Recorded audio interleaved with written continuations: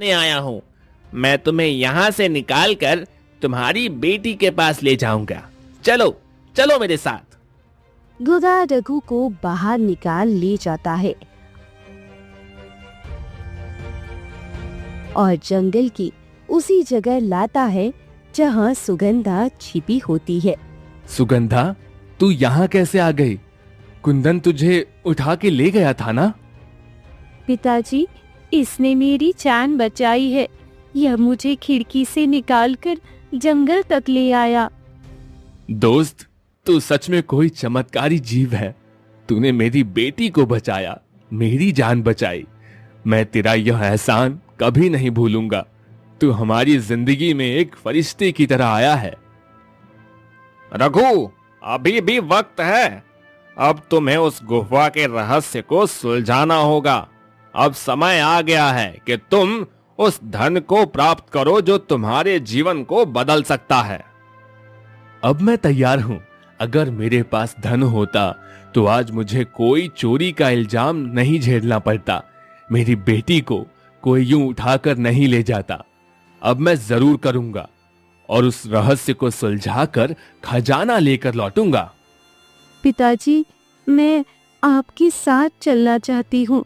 नहीं बेटी, तुम पड़ोस के गांव में अपनी बुआ के पास चली जाओ। मैं काम पूरा करके तुम्हें लेने आ जाऊंगा। ठीक है पिताजी, मैं इंतजार करूंगी। अब चलो, मेरे पास खोने के लिए अब कुछ नहीं है। मैं किसी भी खतरे का सामना कर सकता हूँ। हाँ ठीक है, तो चलो।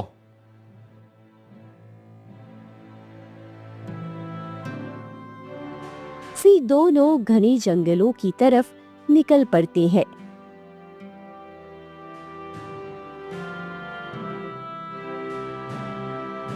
और चलते चलते उस गुफा के पास पहुंचते हैं। यही वो गुफा है। अब तुम्हें इसके अंदर जाना होगा। अब मेरा रास्ता यहीं तक है। इसके आगे तुम्हें अकेले जाना होगा। पर तुमने तो कहा था कि तुम मेरी मदद करोगे। मैं जितना जानता था उतना तुम्हें बता दिया। अब जो आगे होगा वो तुम्हारी किस्मत तय करेगी। गधा धुंध में विलीन हो जाता है।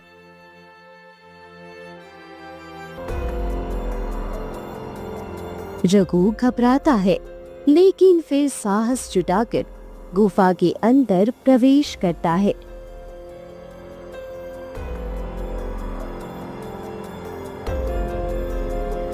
अचानक एक विशाल राक्षस प्रकट होता है। ठहर जा निर्बुद्धि मानव, यहाँ तेरी मृत्यु तेरा इंतजार कर रही है। अभी लौट जा, वरना यही नष्ट हो जाएगा। मैं मृत्यु से नहीं डरता। मैं इस गुफा का रहस्य जानने आया हूँ। चाहे जान भी चली जाए, पीछे नहीं हटूंगा। हिम्मत दिखा रहा है? ठीक है, आगे बढ़ना है तो पहले मेरा एक प्रश्न हल कर, नहीं तो तेरे प्राण यहीं समाप्त हो जाएंगे। ठीक है, मैं तैयार हूं। वो कौन सी चीज है जो हर किसी के पास होती है? वो बांटी नहीं जाती पर छिन सकती है। वो दिखती नहीं पर सबसे कीमती होती है। समय। समय वही चीज है जो सबके पास होती है, कोई किसी को दे नहीं सकता, और एक बार चला गया तो लौट कर नहीं आता। सही उत्तर। जाओ, तुम्हारी परीक्षा अभी बाकी है। तुमने मेरे प्रश्न का सही जवाब दिया है, इसलिए तुम अभी वापस लौटना चाहते हो तो जिंदा लौट सकते हो। अगर इस पहेली के अंदर तुम घुस गए तो, और तुम फंस गए तो याद रखना, कभी वापस नहीं आ पाओगे। मैंने ठान लिया है, मैं ये पूरा रहस्य सुलझा कर ही वापस जाऊंगा, चाहे इसके लिए मेरी जान ही क्यों ना चली जाए। रघु आगे बढ़ जाता है और गुफा अब और गहराई में जाती है और एक विशाल बरगद का पेड़, उसके नीचे झाड़ियों में छिपा एक दरवाजा दिखता है। ये दरवाजा पेड़ के अंदर? पेड़ के अंदर दरवाजा कैसे हो सकता है? ये कोई जादू है क्या? वह धीरे धीरे अंदर प्रवेश करता है। अंदर हल्की सी रोशनी और एक कोना है जहाँ कोई बैठा है। कौन कौन है वहां? कौन रो रहा है? एक सुंदर सी राजकुमारी घुटनों में चेहरा छुपाई रो रही थी। राजकुमारी, आप यहाँ इस अजीब जंगल में अकेली? क्या हुआ आपको? मुझे एक राजकुमार से प्रेम हो गया था। मैं उससे विवाह करना चाहती थी, लेकिन उसने मुझे ठुकरा दिया।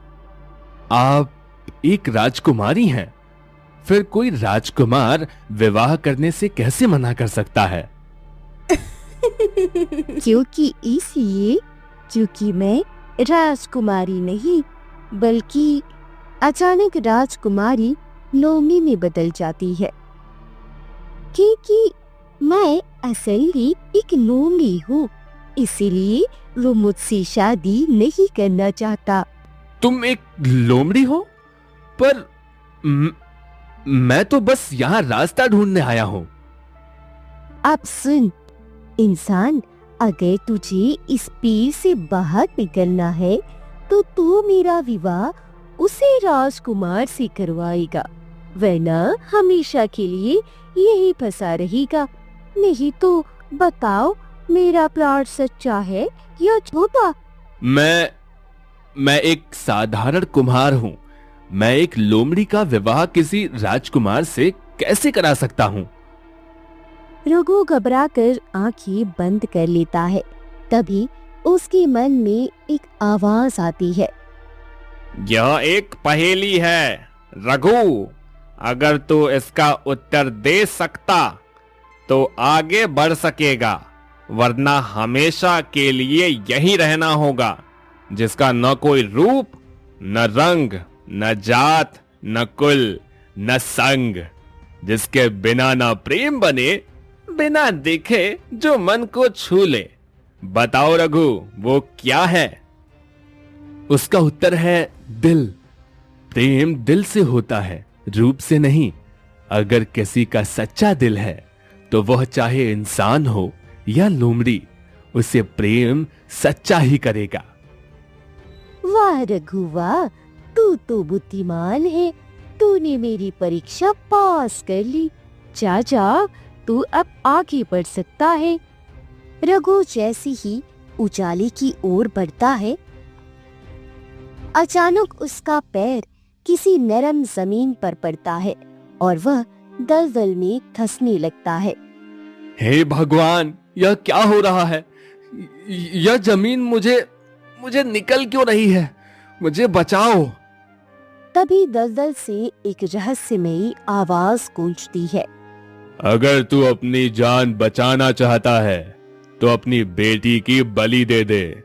इसके बदले मैं तुझे अथाह धन दे दूंगा, या फिर अपने राजा की बलि दे दे। नहीं, मैं किसी की बलि नहीं दूंगा, ना अपनी बेटी की और ना ही अपने राजा की। अगर किसी की बलि देनी है तो मैं अपनी बलि दे देता हूँ।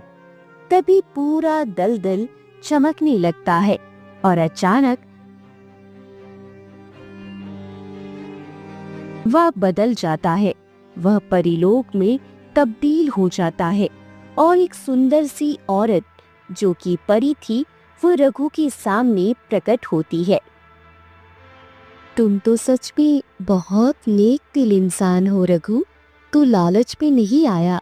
तूने किसी और की जान की जगह अपनी जान देने की बात कही, इसलिए तो इस अग्नि परीक्षा में सफल हुआ। मैं तो बस अपनी बेटी के लिए ये सब कर रहा हूँ, लेकिन अब क्या? आगे मेरा मार्ग यहीं समाप्त होता है। नहीं रघु, अब तुम्हें एक कार्य और करना होगा जिससे हमारा लोक मुक्त हो सके। जो भी कहो, मैं करने के लिए तैयार हूँ। हमारे लोक पर एक जादूगरनी ने आतंक मचा रखा है। वह बहुत शक्तिशाली है, लेकिन मेरे गुरु ने भविष्यवाणी की थी कि उसे सिर्फ एक मनुष्य ही परास्त कर सकता है और वही मनुष्य तुम हो। इसीलिए हम सब वर्षों से तुम्हारा इंतजार कर रहे थे। अगर मेरे कर्मों से किसी को मुक्ति मिलती है तो मैं उसे पूरा जरूर करूंगा। मुझे बताओ, वो जादूगरनी कहाँ है? तुम यहाँ से थोड़ी दूर जाओगे तो तुम्हें काली पहाड़ी मिलेगी। उसी के अंदर वो निवास करती है।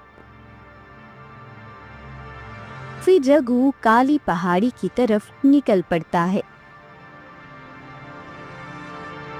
और कुछ देर चलने के बाद ही जादूगरनी खड़ी होती है।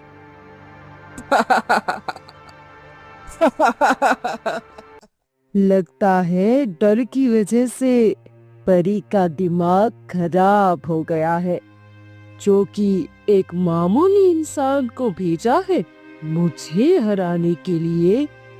परी तो सच में पागल हो गई है।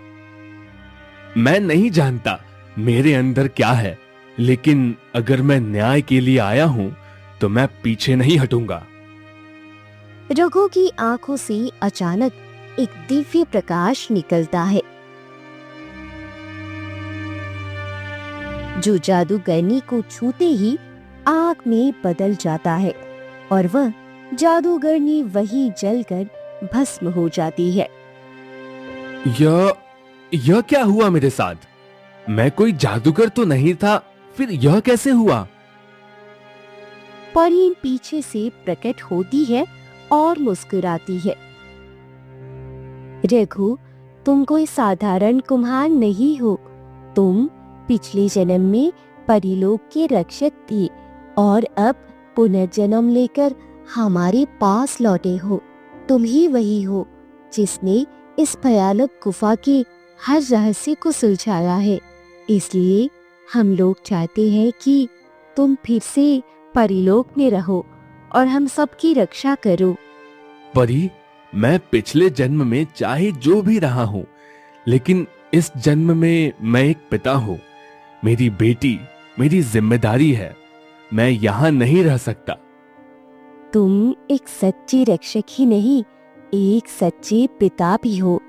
हम तुम्हें रोक नहीं सकते, लेकिन तुम्हें ये वरदान जरूर देते हैं कि तुम्हें जीवन भर किसी चीज की कमी नहीं होगी। परी अपने जादू से ढेर सारा धन प्रकट करती है। फिर रघु की आंखें बंद हो जाती है और वह खुद को वापस अपनी झोपड़ी के बाहर खड़ा पाता है। उसके पास ढेर सारा सोना, चांदी और बहुमूल्य रत्न होते हैं। अब मैं सिर्फ एक कुम्हार नहीं रहा, मैं अब अपनी बेटी का भविष्य बदल सकता हूँ। फिर रघु एक भव्य सुंदर घर बनवाता है। यह बात पूरे गांव में आग की तरह फैल चुकी थी। हे भगवान, यह वही रघु है जो मिट्टी के बर्तन बनाता था। आज उसके दरवाजे पर सोने की सीढ़ियां चमक रही हैं। कहते हैं उसे कोई रहस्यमयी खजाना मिला है, वरना झोपड़ी से सीधा महल। किस्मत से ही मिलती है भाई।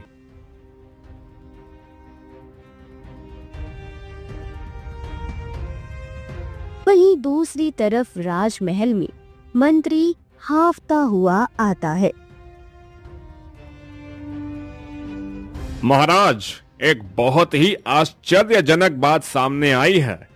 हमारे गांव का एक साधारण कुम्हार रघु अब पूरे राज्य का सबसे धनी व्यक्ति बन चुका है, और वो वही रघु है जो कि हमारे कैद खाने से भाग गया था। कहो मंत्री, यह चमत्कार कैसे हुआ?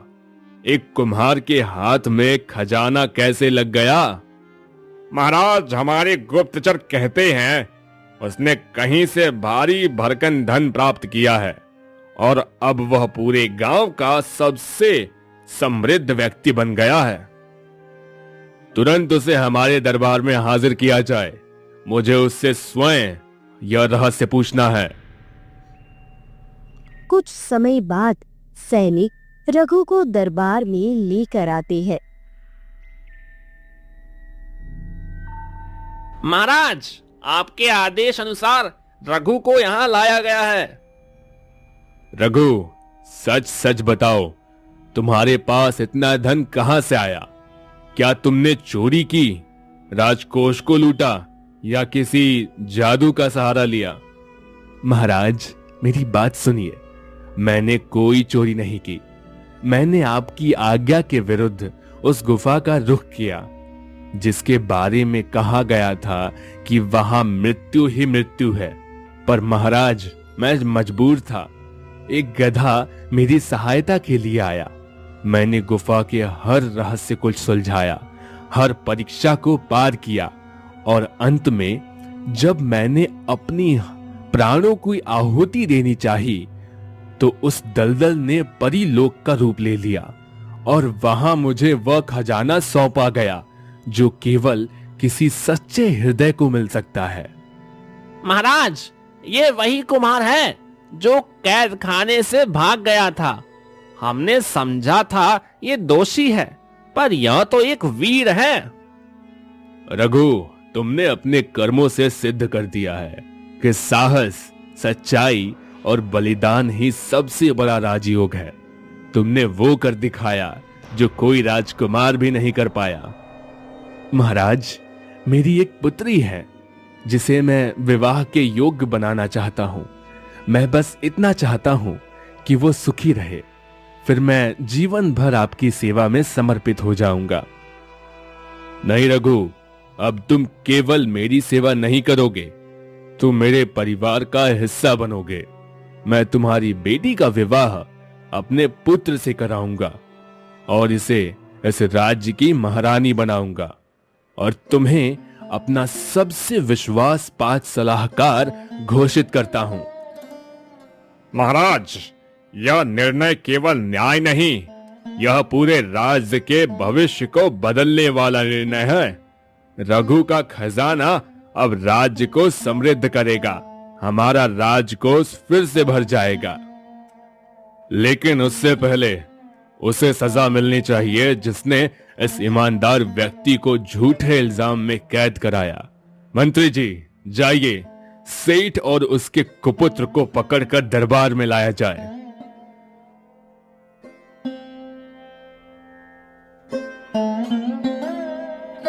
कुछ समय बाद सेठ और उसका बेटा सैनिकों द्वारा घसीटकर दरबार में लाए जाते हैं।